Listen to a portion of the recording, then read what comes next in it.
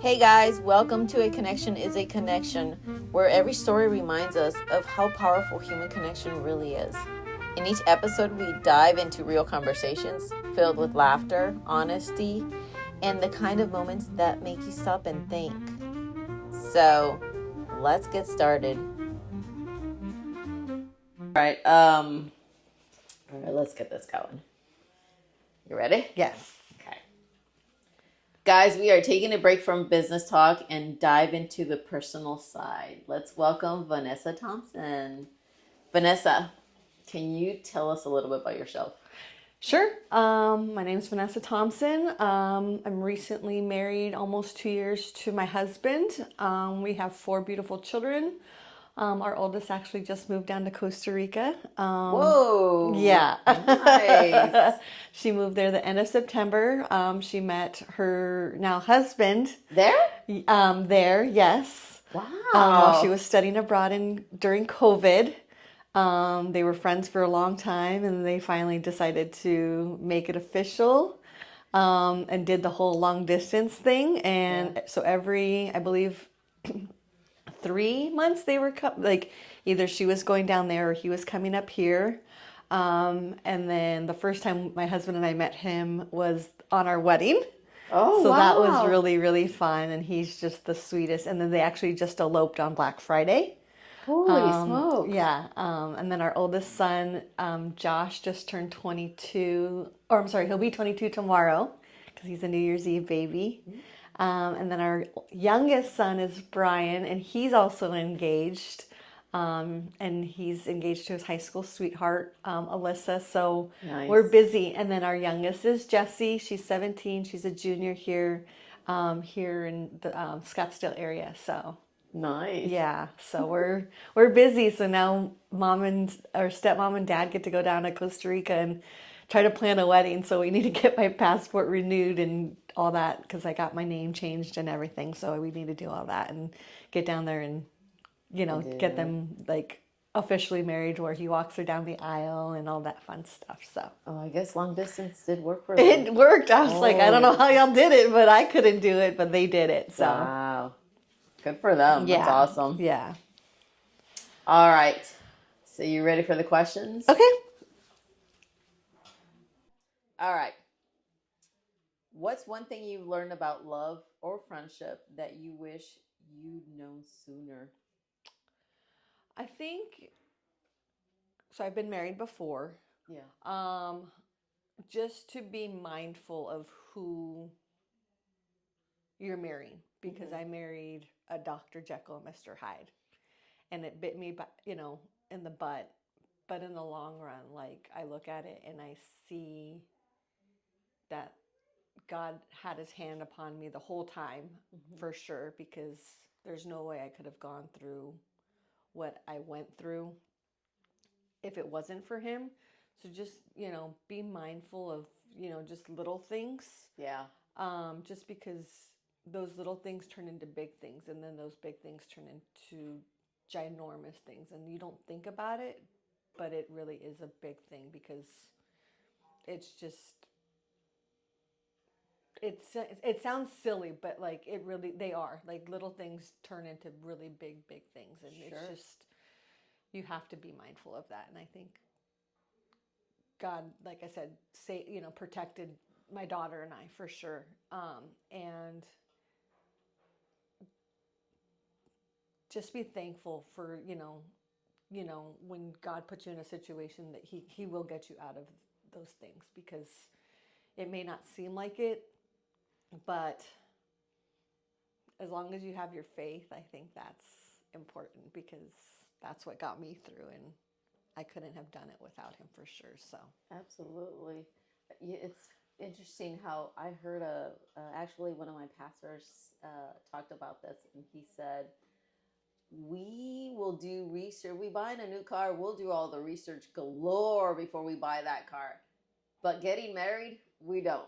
no. What the heck? Yeah. We go by our feelings. Oh, I love this person. And then we're blinded because we're just based on our feelings. Right. And get married or whatever. And then things happen. And I think, I don't have contact with my ex-husband. He's currently incarcerated. And he wrote me a letter once, and I've never responded to him, anything. And he wrote something in that letter that was kind of true, but at the same time, I'm like, it kind of, but it stung. Yeah. But it was, you just married me because you wanted a family, and he wasn't wrong. But at the same time, I'm just like, Yeah. But like, because I just wanted kids.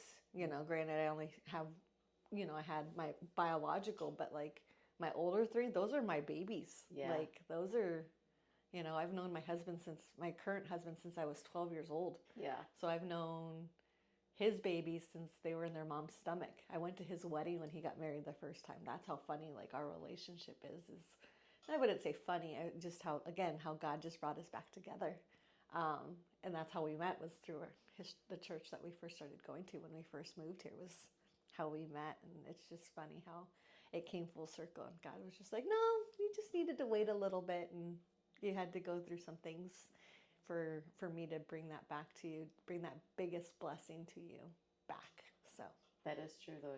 That letter is true. We do sometimes marry for the wrong reasons, and a lot of times we can see things that are not right, big red flags, and we still do it. Yeah. Isn't that crazy? It's ridiculous. Yeah. Yeah. What's the pettiest thing you've ever done in revenge? Gosh, I don't think I've done anything like that. I don't believe. As a kid? No. Yeah, even as a kid, like, I mean, I wasn't born like that. I wasn't born to like, oh, you need to seek revenge because someone did you wrong.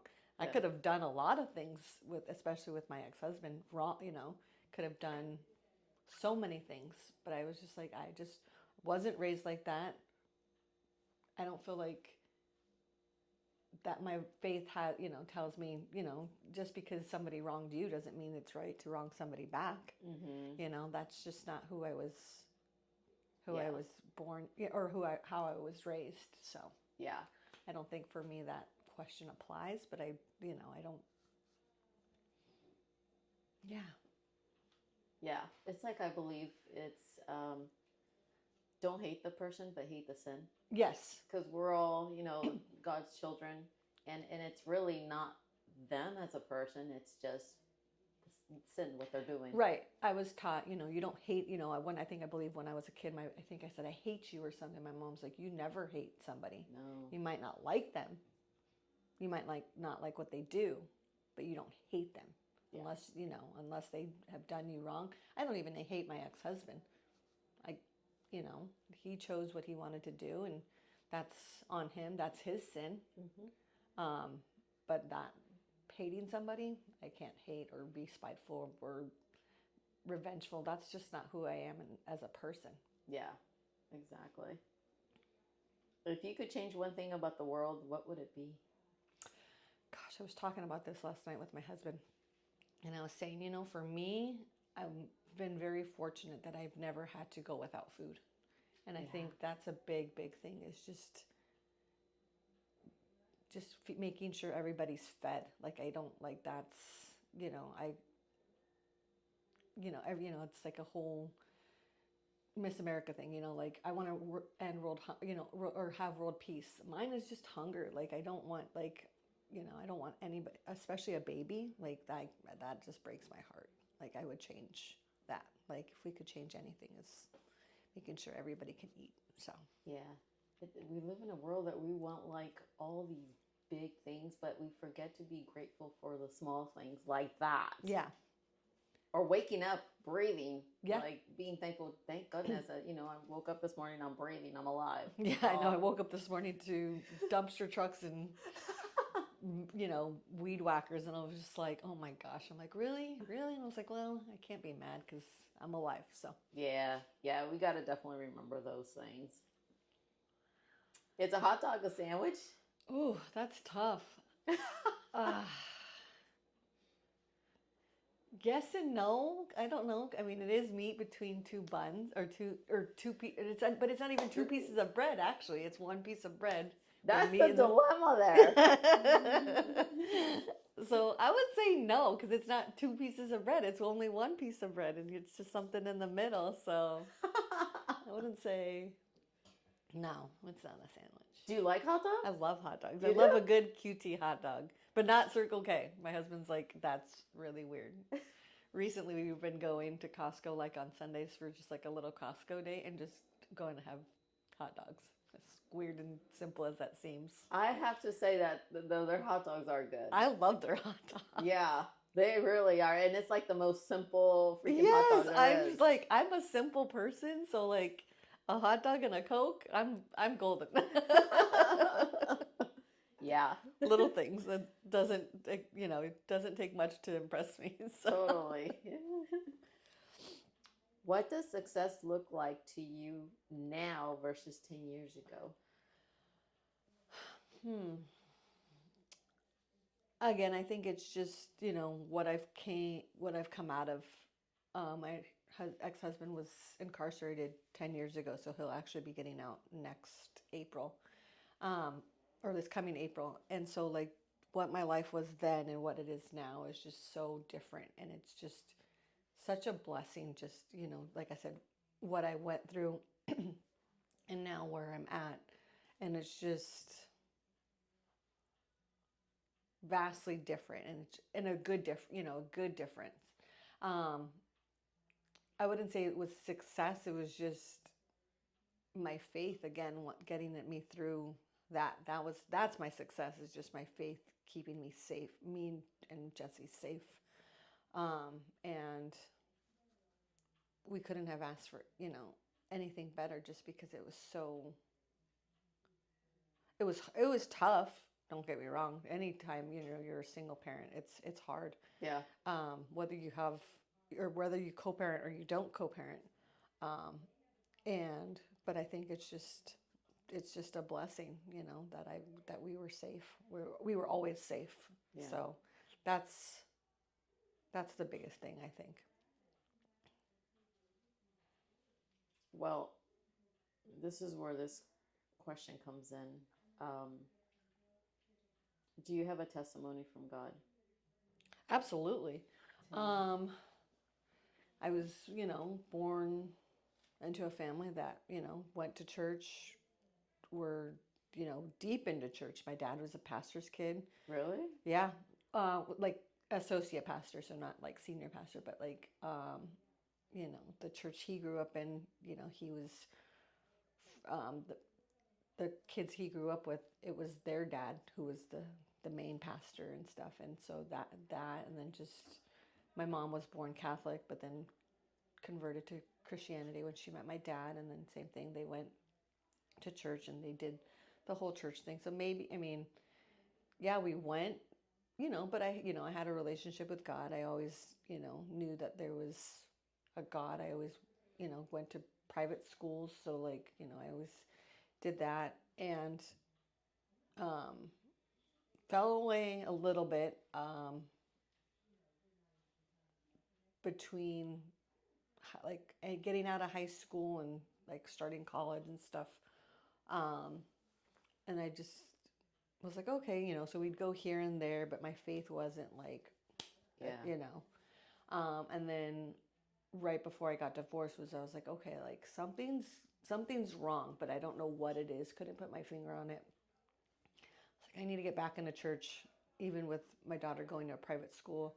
I was like, I really need to get her, or we really need to get back into church. And my ex-husband was like, no, I don't want to. And I was like pushing kind of back. And I was like, well, we're going to go, and maybe, we'll disassociate ourselves from, going to church with my grandparents, trying something different, all the things. And so I was just like, okay, still doing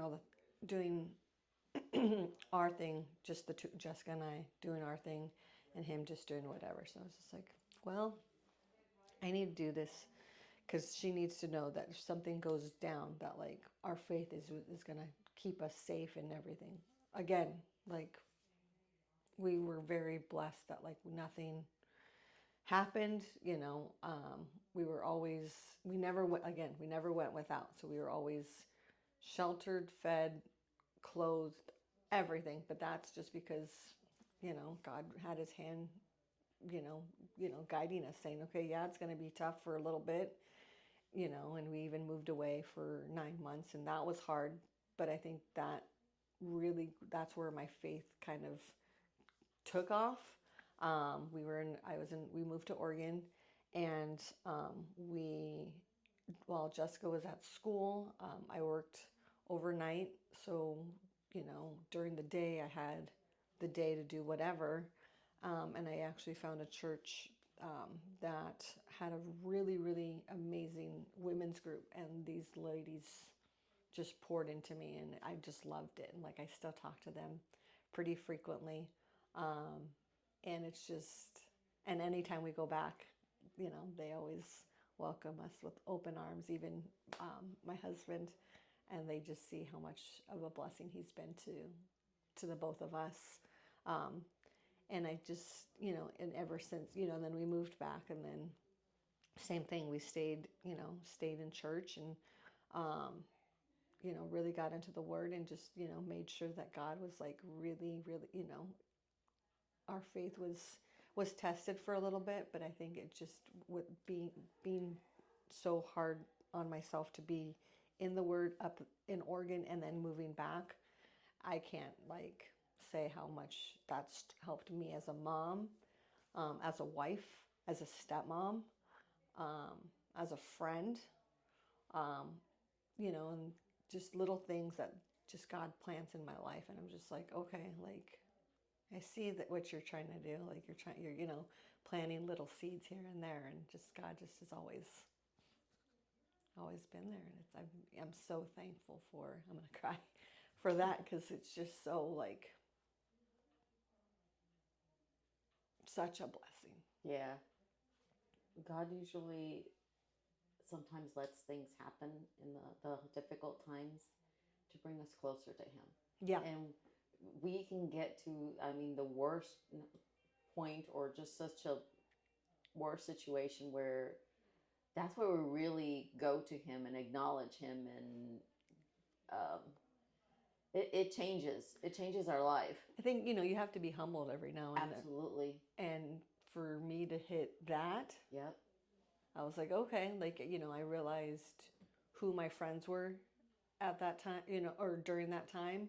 And I didn't lose a lot of friends. I lost a few, but I mean, who doesn't, right? Like, yeah. And, and a lot of them, and, everybody would be like, oh, well, that's your husband's friends too. Maybe they had to choose between the two of you. And I was like, I can tell you right now, they were not like, those were always my friends. They were never his friends.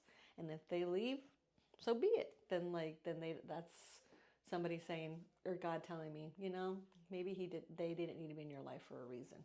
Okay, bye. So. Yeah. Whew.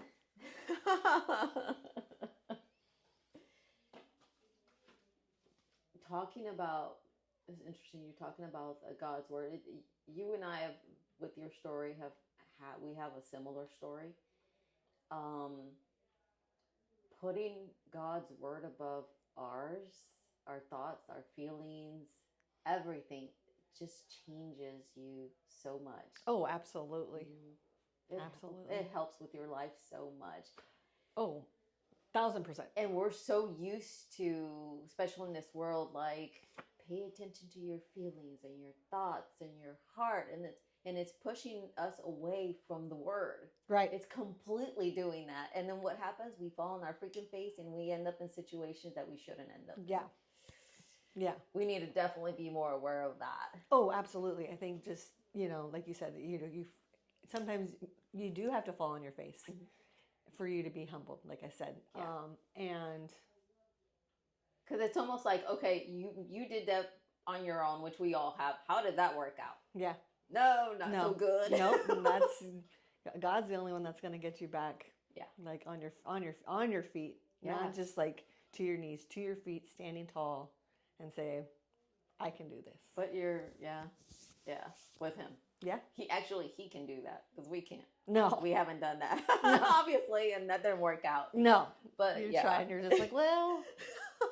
Maybe. And we have that mind that we try to be almost our own God and go, yeah, I can do this. I'm capable of whatever. And we forget about him and we push him away and he's not there. And then it doesn't work out. But the moment, like you said, we end up bringing ourselves in a more humble position. Yeah. And bringing him in, like, I can't do this anymore. I need you. I need you. Like, help. Yep. Yeah. Totally. Sure. Oh. What's the worst haircut or hairstyle you've ever had? So I've done a lot of fun things with my hair. Lots. I've had my hair very short. But I think the worst is so I didn't have any hair when I was born. So I was this bald, cute little baby. However, the second I started getting hair and it was long, and I have very thick, voluminous, I think that's the word. Uh-huh. I have a lot of volume in my hair. And it's straight. So I think from the time I was 3, which is like when I finally like got enough hair to like where I could do hair or we could do my hair. My mom permed my hair from the time I was 3 until I was 12, and I was like 3. And I was like, what are you thinking? Yeah, I was just like, no. My grandma's best friend from grade school was a hairstylist. So she did my hair. So I was just like, okay. So, but yeah, 3 to like 12. And I was just like, oh, heck no. Oh. So I was just like, ugh. And then like it was awful. I think one time I grabbed, a round brush with a perm. So, like, you know how that goes. Yeah. Like, curly hair and a round brush? Yeah, no. So, I got my hair stuck. We were trying all the things to get it out. Couldn't do it. So, we had to cut my hair. And my hair was just, like, horrible. Horrible. Oh. So, I was just like, well, this should be your lessons to not perm my hair anymore. But she still did. Oh, she still did? Oh, yeah. I was like, thanks. I don't even know how old I was. I was probably 7 or 8. Yeah. So I still had another 4 or 5 years left of the perm. Wow. Yeah. I'm still trying to picture how in the heck did she perm your hair at 3? Was it in a salon or was it like in the house? No, it was in a salon. It was? Yeah. Oh, shoot. Yeah, it was crazy. Yeah, and it's so funny. Like to this day, I think I did it with you once. I think just being, because I was so young doing it. Like it was boring, so when you're a kid, you're just sitting there doing nothing. So you fall asleep. So now every time I get into a salon chair, I pass out. Because I'm just like, just so comfortable. But yeah, that's definitely hands down the worst hairstyle I've ever had in my life. And my gosh. Yeah, I've had like my hair blue. I've had my hair, I haven't had it pink. I'm just not a pink person. It looks funny on me, but. Yeah. That's funny because when I believe I was like 9 or 10, and my aunt permed my hair. Oh. And it was in her house, and it was in the bathroom. So she would rinse me in the freaking tub. You're just like, okay. Yeah. And my hair was long, but honestly, that was like the best hairstyle I had because it was like, in the 80s. Yeah. Like but I definitely never forget that. Oh, yeah. No, I was just like, but yeah, that's. Oh, shoot. No, never again. I would never do that to anybody ever. Oh. So going back to sandwich, if you could make it the ultimate sandwich, what would be on it? I'm very simple. Like I said, like the whole hot dog thing, right? So I love an Italian grinder. So like that, but I like a little bit of onion on it. So it's like all the meats, like the salami. Mine is more salami than anything. But no tomatoes. I don't like tomatoes. Mayonnaise, mustard. I love a lot of pepperoncinis, banana peppers, like load that on there. A little bit of lettuce. Uh-huh.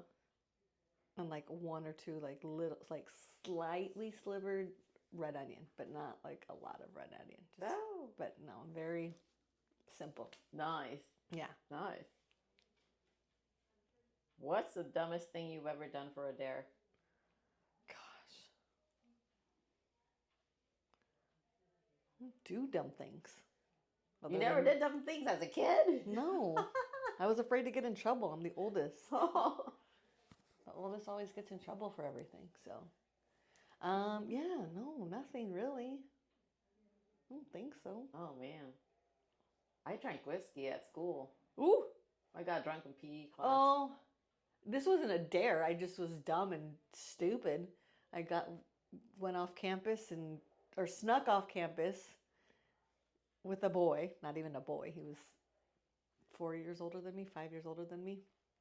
Come back on campus, and our student resource officer, good old Officer Keller, Scottsdale PD, was like, "What are you doing?" "Nothing." Where are you coming from?" "Lunch." "Did you have permission to go off campus for lunch?" "Yeah." "Who told you?" "Miss Court." Oh. "You sure about that?" "Yes, sir." "Well, let's go ask her." "Okay." Dang it. So I got in trouble for like the rest of the day, like the last half of the afternoon of school. I was like, good old Saguaro Sabercats. Hey. What has been your biggest blessing? Gosh. Could be cliche and say my family, which it probably is. But I think just coming out of my situation on top. Yeah. The life I have now, I would not have had it not been for God.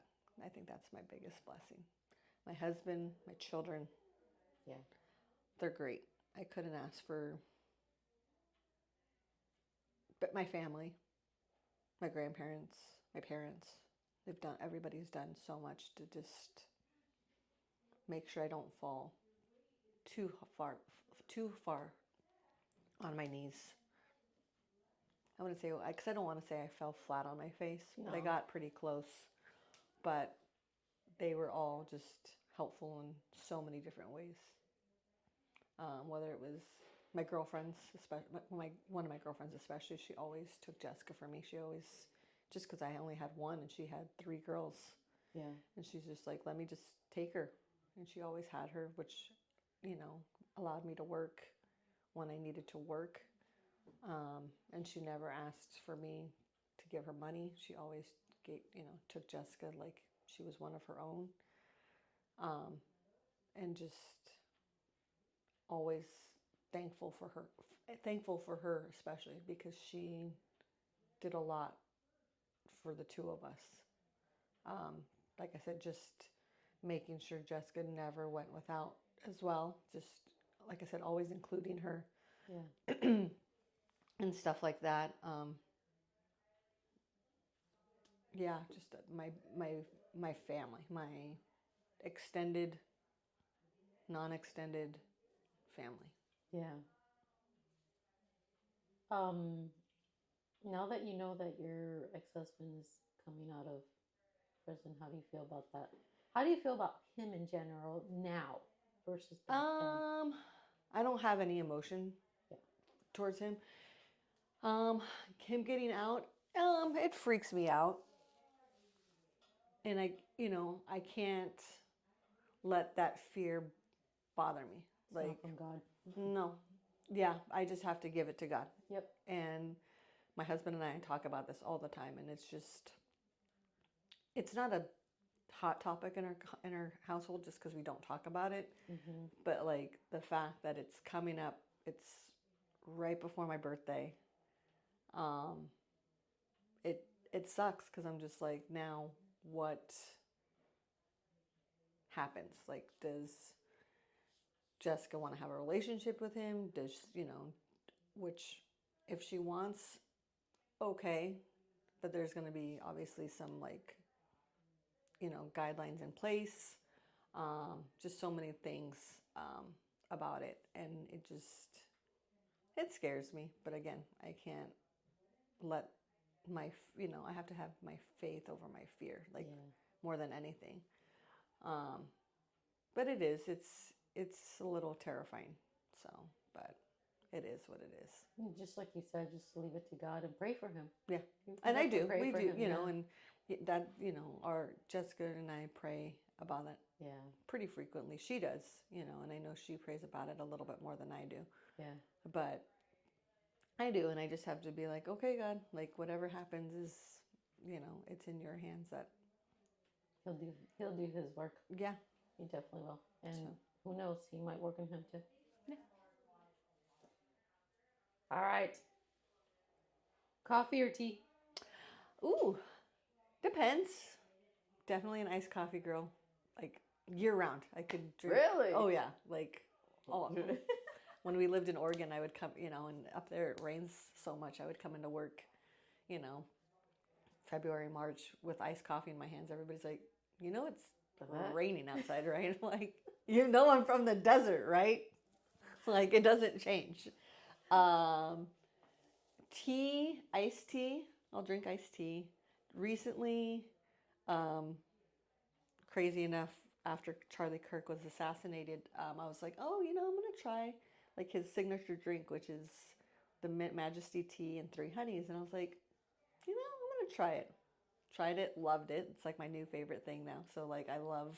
What's that? I've never heard of it. Yeah, it's just a Mint Majesty tea at Starbucks. Oh, okay. And then just like 3 little packets of honey. Simple. Huh. So it's really, really good. And I love it. And it's, for me, anytime the weather changes from hot to cold or, hot, you know, cold to hot, especially here in Arizona, like what we had a warm, you know, somewhat warm Christmas, my voice, that's why my voice is still the way it is, just because it goes from hot to cold. And then, you know, it's so bipolar here that I'm like, okay, and like I always lose my voice. I don't get sick. Yeah. I'll get a little congested. Yeah. But like I lose my voice and I sound like a 12, 13-year-old pubescent boy, and I'm just like, this is awesome. Oh my gosh. Beach, vacation, or mountain? That's tough. I grew up in Southern California, so the beach is, you know, a happy place for me. But any beach. My husband and I love going to Cannon Beach up in Oregon. That's one of our favorite places to go.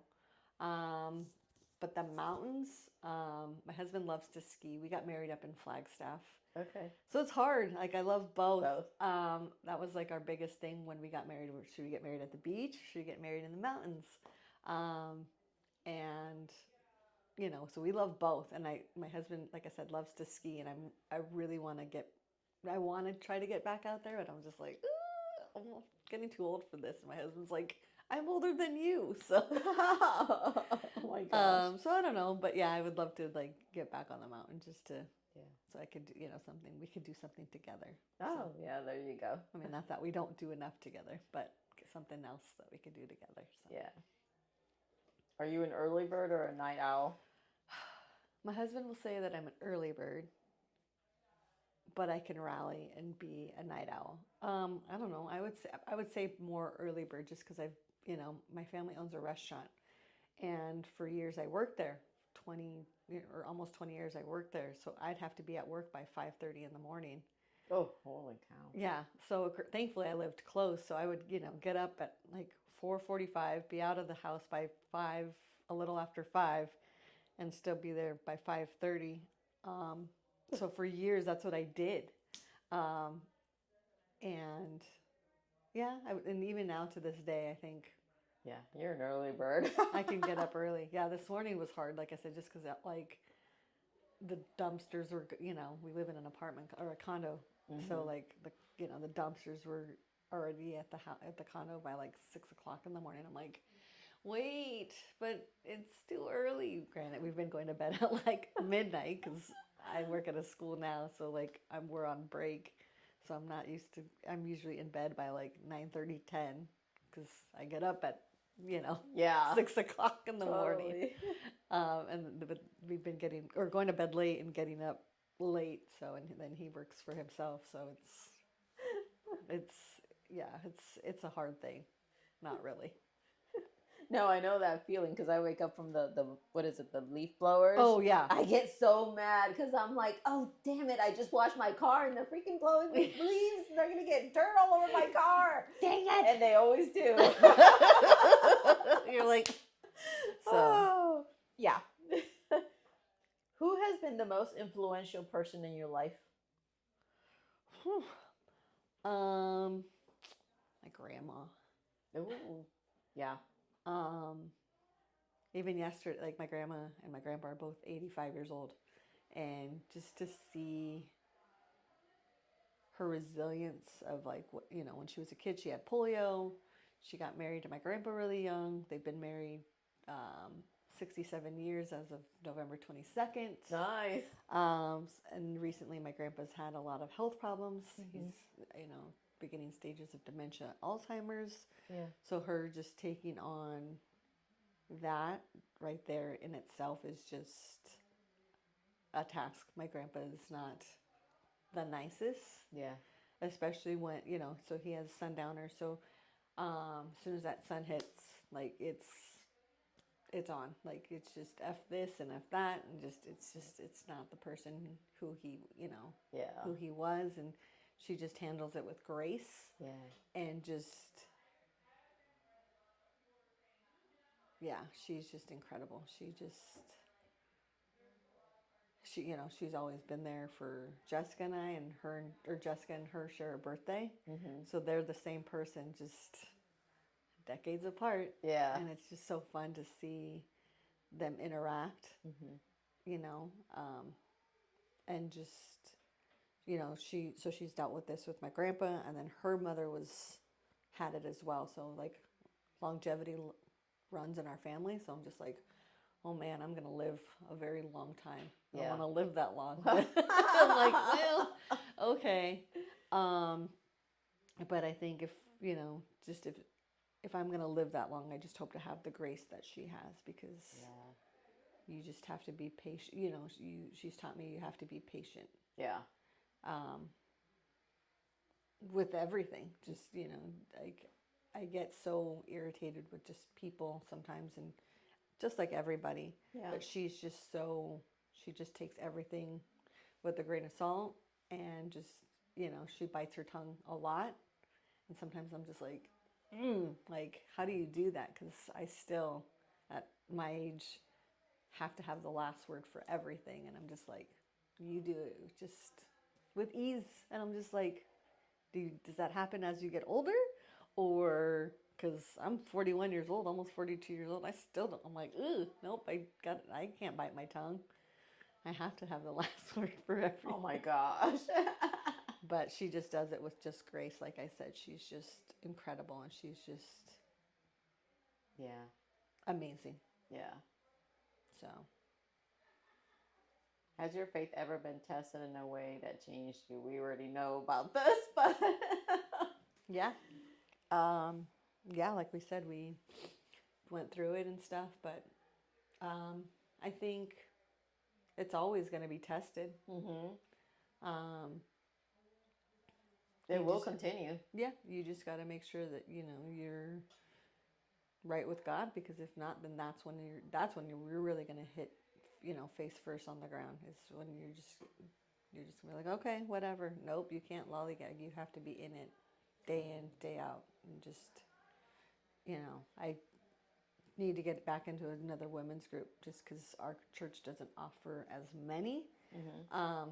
But I really want to either start one or do something, just because I'm just like, I really feel the need that we as women need to be one, right with God and our husband, like, and just making sure putting those foundations down, as well for our children. Our children are adults, and they can do what they would like. I still pray for them every single day, keep them safe, all the things.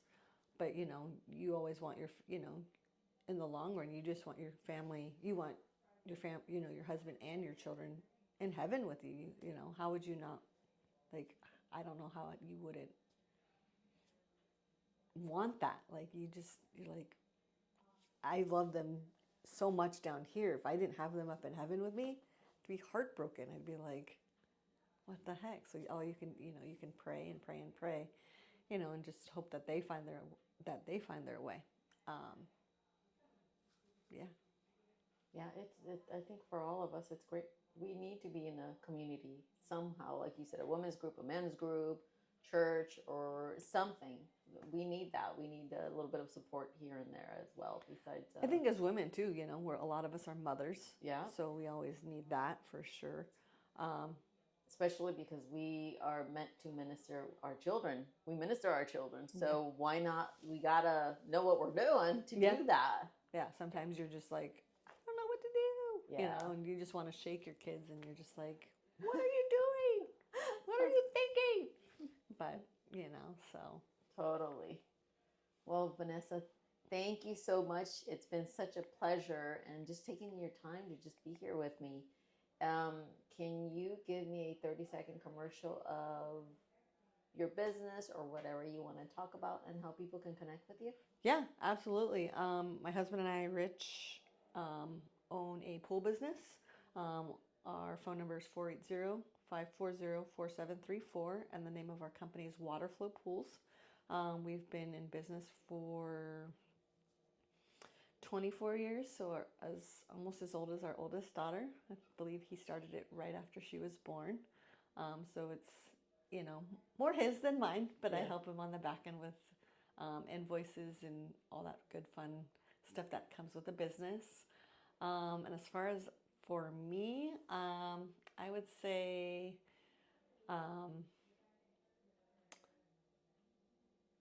I have no idea. I want to start a business, and I don't know what God has on my heart, what He wants me to start. I'd love to be a part of nonprofits, charities, anything like that. Just stuff that helps people. I love helping people.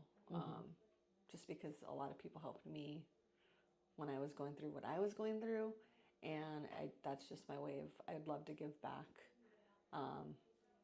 by any way I can, and just go from there. So, yeah.